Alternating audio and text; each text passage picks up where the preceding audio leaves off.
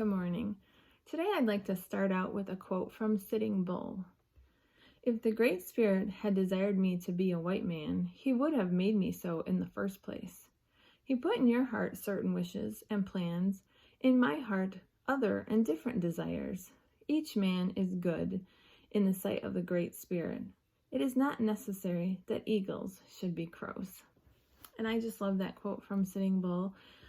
It just shows that God loves diversity, and the eagles don't have to be crows. We need to see the beauty in both the eagles and the crows because they are both God's creation. I really think that really sums it up what Sitting Bull says. Today is September 10th, 2020. We are on day 10 of our Racial Justice Challenge.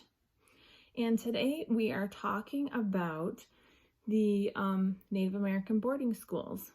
So day 10 is to watch a PBS documentary on the boarding schools called Unspoken, Americans Native American Boarding Schools. And the boarding schools came about to assimilate Native American children into the white culture. Many people call this ethnic cleansing, and it wasn't really an assimilation, but it was more of stripping the Native Americans of everything that was Native American about them. There was a quote used a lot, to kill the Indian and save the man. So the boarding schools were very traumatic to most of the Native American children, and there was a lot of trauma that came out of there that was passed down for generations after they left the boarding schools. They couldn't speak their language. They couldn't worship their Great Spirit. They had to cut their hair, which was a very important part of their culture, and cut it to be short as the white people wore it. And it was just, a lot of kids didn't even know where they were or what was going on. They were taken from their homes and they were put in schools very far away where everything was so different. The environment, the climate, everything was just so different. It was just a very hard time for Native American children. There was a lot of sexual abuse, a lot of mental abuse that happened in those schools.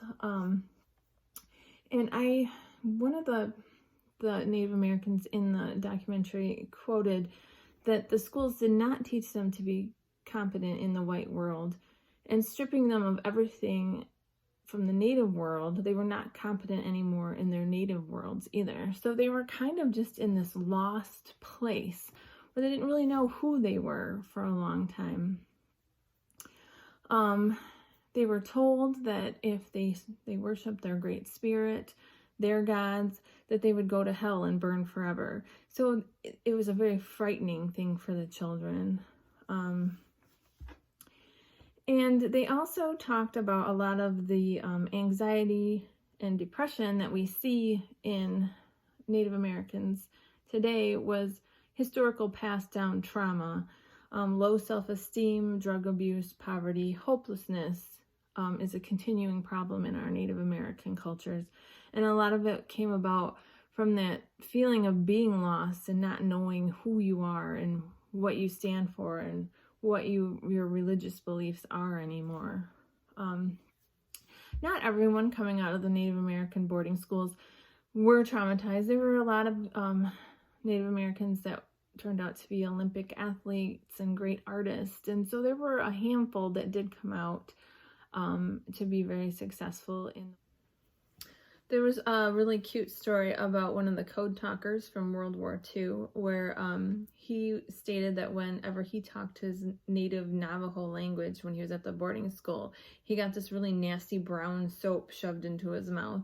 And then later on, he was used as a code talker, and it was a very important part of World War II and how people really appreciated his native language suddenly. It was just a really cute story. The documentary also talked about how mascots of sports teams can be very hurtful to Native American cultures, especially their youth, because they're kind of made into this fictional character that's not true to who Native Americans really are. I remember when I was working in this school, a fourth grader, I was talking about Native Americans with said, wait a minute, Native Americans are still alive. You know, he didn't even know they were still around in a thriving community. He just thought, you know, what he saw on TV and in movies was they were all wiped out and they're no longer here. So that's another thing that the Native American communities are struggling with. A lot of the boarding schools now are run by Native Americans, and the kids are taught their language and their culture, and they're really embracing their culture, and it's really proven to be an amazing thing for them. They're very successful. Native Americans are very intelligent, creative, amazing people, and now that they have their culture back, then they're really thriving. Any child needs that foundation, that loving, feeling loved in the community, and feeling like you're worth something. It's so important for any child to be raised with. So now that the Native American children are getting that back, it's been a really great thing to see in the Native American schools.